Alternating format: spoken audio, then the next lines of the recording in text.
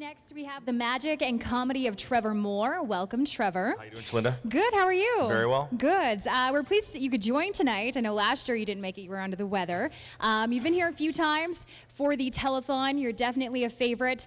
We all know magic is not your only talent. What else have you been up to these days? Well, also as a golf professional and coaching at the college. We had a big year at the college this year with the golf team, and we qualified for nationals, so it's been a busy year on many fronts. Awesome. Congratulations also on your Chamber Award of Excellence and Marketing Excellence Award you've received. Thank you. What kind of entertaining tricks do you have in store for us this evening? Well, I guess maybe we'll just have to turn it over and let the actions speak for themselves. Maybe we're going to have some fun tricks with some cards. You ready to have some fun? All right. Awesome. We have some participants here with us tonight. Catherine Liu has joined us, one of our entertainers we had earlier, also our volunteer phone director, Casey Day, and I think we've got some little ones here. Who do we have? Emma, Rachel, Matthew.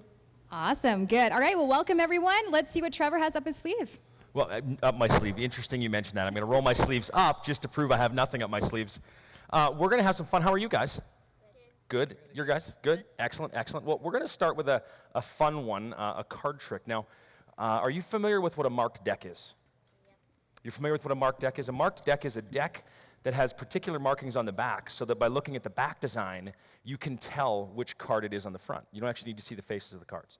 And I'm going to be honest with you, this is actually a marked deck, and we're going to use a marked deck just to show you how effective they can be in magic tricks. Now, what's your name again, sorry?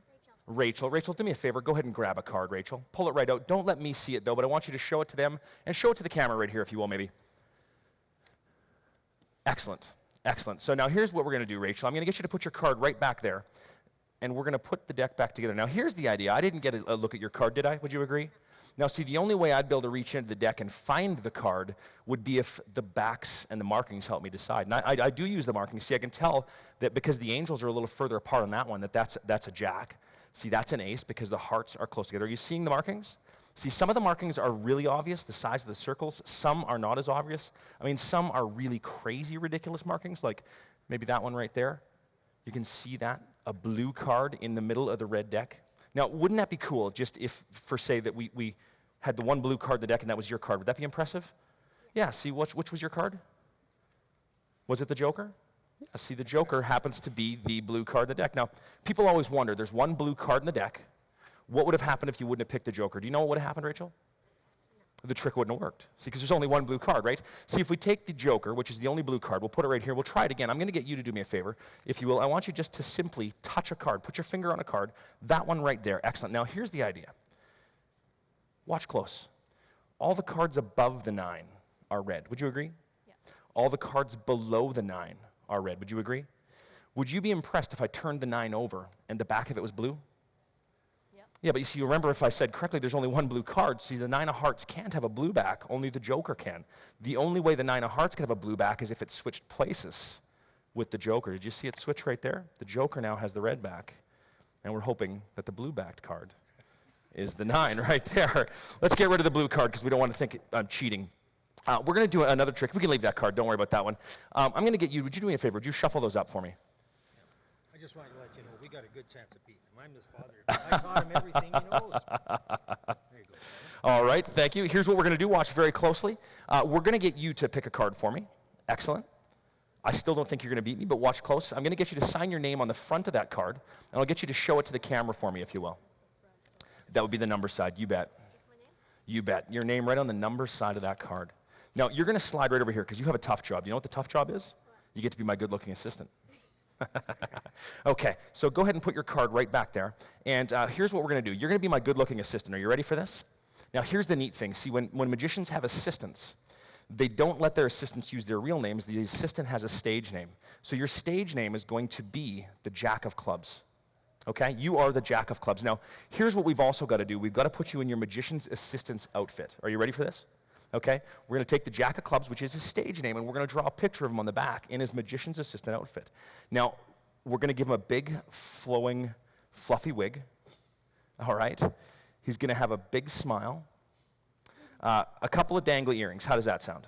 Okay, now a nice little cocktail dress. And we're going to give you some high heel boots right there. Excellent. And we're going to put your hands on your hips just like that. Looks good, doesn't he? Looks just like him? Now that's my magician's assistant. I'm going to get you to put your initials right there in the corner for me. Would you write your initials there? Excellent. Now it is excellent. Now it is an autographed picture of my magician's assistant. And do you remember what his stage name was? It's okay, don't worry, I've got you. It's the Jack of Clubs. See, the idea is if you watch close, it's the Jack of Clubs. And we've got to make sure that the ink is dry, or else sometimes the ink falls off the Jack. See, did you see it fall off? Don't worry, it's over here. I caught it on the way down. Watch close. Rub that with your finger. Is your finger black? No, so the ink is now dry. So now he's the Jack of Hearts, okay? If I take the Jack of Hearts and snap it, just like that, you see that? The ink fell off it again. Did you see it that time? You missed it. Okay, watch close. I caught it over here again. See, here's the key. The ink isn't really dry. The ink is actually wet. I can rub the ink right off the card. Did you see it completely vanish? My assistant disappeared. Now, he's not taking time off. Watch close. My magician's assistant has went backstage. Now, here's the really cool part. Because he's doing all the work while I'm standing here doing all the talking, and he went backstage, and if you watch closely, you're going to see that he happened to find Catherine's card. Let's hear it from my assistant right here. He did some good work, didn't he? Did some good work. Let's try another one. Should we try another trick? For this trick, I need some coins. I need some coins. I'm going to get you, do me a favor, open that up. Grab a coin out of there, souvenir for you right there. And what we're going to do is pull it out. I'm going to get you to grab a coin. Any coin you want, really doesn't matter. Excellent, right here. We're going to have some fun with this trick right here. I am going to get you to take that coin. Excuse me for 1 minute. Okay. He's fooled us twice, but I don't think he can fool us the third time. I think I can. really don't. I think I can. I've got $50 that he won't fool us the third time, that we'll donate. If we does fool us, I pay. Otherwise, you pay. Sounds fair to me? Sounds fair to you guys? Sounds fair? We got $50 right there. Okay, watch close. Here's what we're going to do. The pressure's on. Okay? You're going to put your initials on that coin right there, and while you're doing that, I'm going to get you to grab a card. Go ahead and grab a card, and what I want you to do again is we're going to get you. You haven't participated yet, have you? Pass the card to her. Don't let me see that card right there. I'm going to get you to write your name on the front of that card, okay?